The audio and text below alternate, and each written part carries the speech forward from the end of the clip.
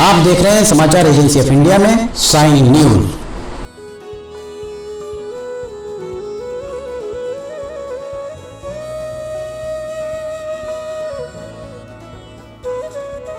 नागा साधुओं को लेकर सभी के मन में रहती है जिज्ञासा। जानिए सब कुछ।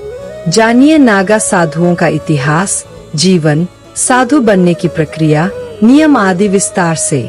आप देख, सुन और पढ़ रहे हैं समाचार एजेंसी ऑफ इंडिया की साइन न्यूज के धर्म प्रभाग में विभिन्न जानकारियों के संबंध में। यह सच है कि सभी साधुओं में नागा साधुओं को सबसे ज्यादा हैरत और अचरज से देखा जाता है। यह आम जनता के बीच एक कौतूहल का विषय होते हैं। यदि आप यह सोचते हैं कि नागा साधु बनना बड़ा आसान है, तो यह आपकी गलत सोच है।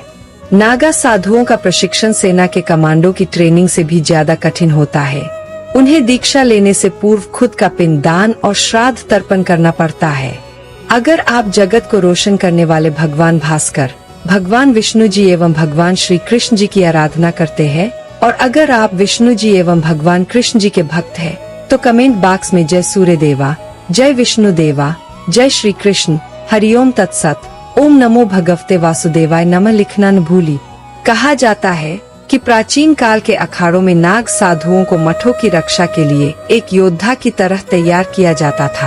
आपको यह जानकर आश्चर्य होगा कि मठों और मंदिरों की रक्षा के लिए इतिहास में नाग साधुओं ने कई लड़ाइयाँ भी लड़ी है। आज इस लेख में हम आपको नागा साधुओं के बारे में उनके इतिहास से लेकर उनकी दीक्षा तक सब कुछ विस्तार पूर्वक बताएंगे। सबसे पहले जानते हैं नागा साधु के एक सन्यासी के रूप में उनका कठिन जीवन। नागा साधु हिंदू धर्म के सबसे कठोर तपस्वियों में से एक माने जाते हैं। वे अपने नग्न शरीर, लंबे जटायुक्त बालों और भस्म से शरीर को ढकने के लिए जाने जाते हैं। नागा साधु बनना एक साधारण कार्य नहीं है, बल्कि एक कठिन साधना है जिसमें कई वर्षों का समय लगता है। नागा साधु बनने की प्रक्रिया जानिए। नागा साधुओं के संबंध में जो भी जानकारी अब तक उपलब्ध हुई है, उसके अनुसार दीक्षा से पहले के बारे में सबसे पहले आपको बताते हैं। नागा साधु बनने से पहले एक व्यक्ति को कई वर्षों तक कठोर तपस्या करनी होती है। इसमें ब्रह्मचर्य का पालन, सेवा कार्य करना और गुरु की आज्ञा का पालन करना आदि इसमें शामिल होता है। इसके बाद आती है पिंडदान की बारी। दीक्षा से पहले व्यक्ति को अपना पिंडदान करना होता है।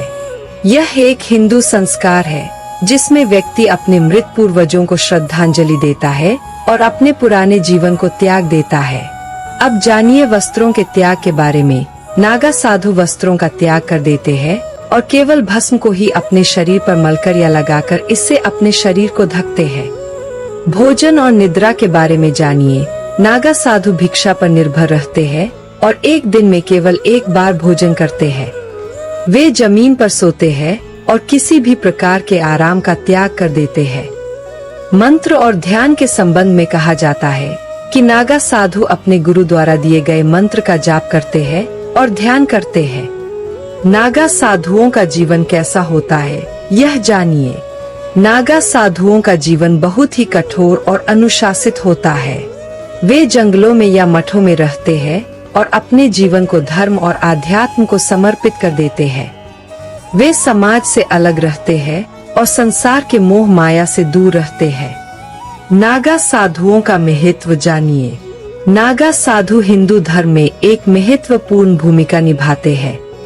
वे धर्म और संस्कृति की रक्षा करते हैं और लोगों को धार्मिक मार्ग पर चलने के लिए प्रेरित करते हैं। कुंभ मेले जैसे धार्मिक आयोजनों में नागा साधुओं की विशेष भूमिका होती है। नागा साधुओं के बारे में कुछ रोचक तथ्य जानिए। नागा साधुओं का इतिहास बहुत पुराना है। नागा साधुओं को विभिन्न अखाड़ों में विभाजित किया गया है। नागा साधुओं को युद्ध कला में भी पारंगत माना जाता है। नागा साधुओं की संख्या धीरे धीरे कम हो रही है। नाग साधुओं के नियम जानिए। वर्तमान में भारत में नागा साधुओं के कई प्रमुख अखाड़े हैं। वैसे तो हर अखाड़े में दीक्षा के कुछ अपने नियम होते हैं, लेकिन कुछ कायदे ऐसे भी होते हैं जो सभी दशनामी अखाड़ों में एक जैसे होते हैं। सबसे पहले जानिए ब्रह्मचर्य के पालन के संबंध में। कोई भी आम आदमी जब नागा साधु बनने के लिए आता है तो सबसे पहले उसके स्वयं पर नियंत्रण की स्थिति को परखा जाता है। उससे लंबे समय ब्रह्मचर्य का पालन करवाया जाता है। इस प्रक्रिया में सिर्फ दैहिक ब्रह्मचर्य ही नहीं, मानसिक नियंत्रण को भी परखा जाता है। अचानक किसी को दीक्षा नहीं दी जाती। पहले यह तय किया जाता है कि दीक्षा लेने वाला पूरी तरह से वासना और इच्छाओं से मुक्त हो चुका है अथवा नहीं। अब सेवा कार्य के बारे में जानिए। ब्रह्मचर्य व्रत के साथ ही दीक्षा लेने वाले के मन में सेवा भाव होना भी आवश्यक है। यह माना जाता है कि जो भी साधु बन रहा है वह धर्म, राष्ट्र और मानव समाज की सेवा और रक्षा के लिए बन रहा है। ऐसे में कई बार दीक्षा लेने वाले साधु को अपने गुरु और वरिष्ठ साधुओं की सेवा भी करनी पड़ती है। दीक्षा के समय ब्रह्मचारियों की अवस्था प्राय 17 या 18 वर्ष से कम की नहीं रहा करती और वे ब्राह्मण, क्षत्रिय व वैश्य वर्ण के ही हुआ करते हैं। दीक्षा के पहले जो सबसे महत्वपूर्ण कार्य है वह है खुद का श्राद्ध और पिंडदान करना।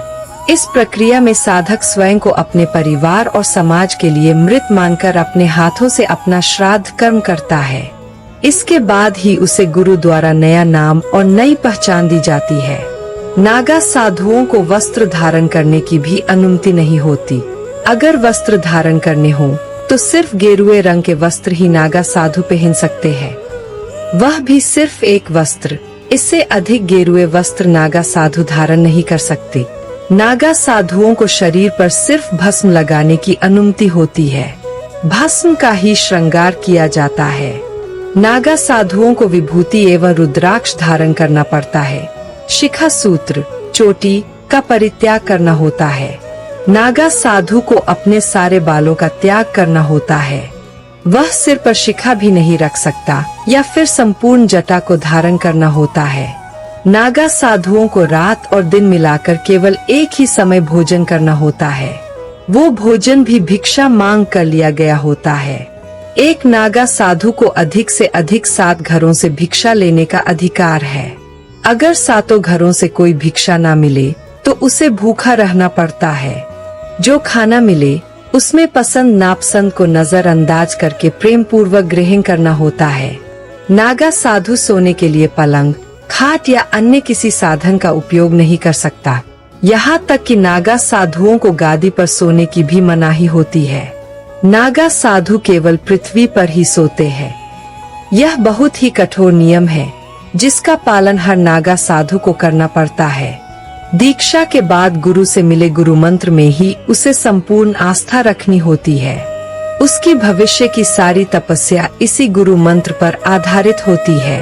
अन्य नियम भी जान लीजिए।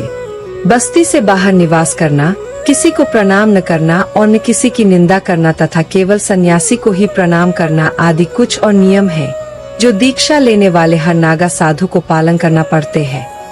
नागा साधुओं को आजीवन निर्वस्त्र रहना होता है। वस्त्रों को वे सांसारिक जीवन और आडंबर का प्रतीक मानते हैं।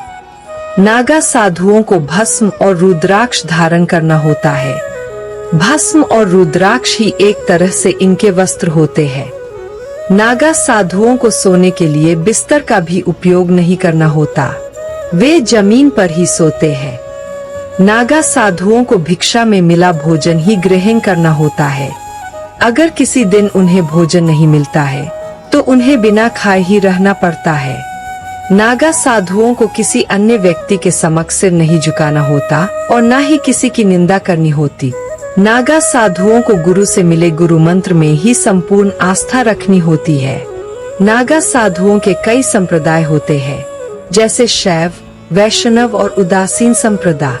नागा साधु बनने के लिए 12 साल की कठिन तपस्या करनी पड़ती है। नागा साधु बनने से पहले अपने बीते हुए सांसारिक जीवन का त्याग करने के लिए स्वयं का पिंडदान करना होता है। नागा साधु हिंदू धर्म के सबसे अधिक तपस्वियों में से एक माने जाते हैं। वे अपनी कठोर तपस्या, नग्न शरीर, लंबे जटायुक्त बालों और भस्म से शरीर को ढकने के लिए जाने जाते हैं।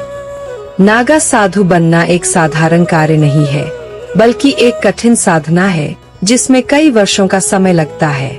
यह साधना कई कठोर नियमों और परंपराओं पर आधारित होती है। हरि ओम। अगर आप भगवान विष्णु जी एवं भगवान श्री कृष्ण जी की आराधना करते हैं और अगर आप विष्णु जी एवं भगवान कृष्ण जी के भक्त हैं, तो कमेंट बॉक्स में जय विष्णु देवा, जय श्री कृष्ण, हरिओम तत्सत, ओम नमो भगवते वासुदेवाय नमः लिखना न भूली। यहाँ बताए गए उपाय, लाभ, सलाह और कथन आदि सिर्फ मान्यता और जानकारियों पर आधारित है। यहाँ यह बताना जरूरी है कि किसी भी मान्यता या जानकारी की समाचार एजेंसी ऑफ इंडिया के द्वारा पुष्टि नहीं की जाती है। यहाँ दी गई जानकारी में निहित जानकारी विभिन्न माध्यमों, ज्योतिषियों, पंचांग, प्रवचनों, मान्यताओं, धर्म ग्रंथों, दंत कथाओं, किंवदंतियों आदि से संग्रहित की गई है। आपसे अनुरोध है कि इस वीडियो या आलेख को अंतिम सत्य अथवा दावा न माने एवं अपने विवेक का उपयोग करें। समाचार एजेंसी ऑफ इंडिया पूरी तरह से अंधविश्वास के खिलाफ है। किसी भी जानकारी या मान्यता को अमल में लाने से पहले संबंधित विशेषज्ञ से सलाह लें। अगर आपको समाचार एजेंसी ऑफ इंडिया में खबरें आदि पसंद आ रही हो तो आप इसे लाइक, शेयर व सब्सक्राइब अवश्य करें।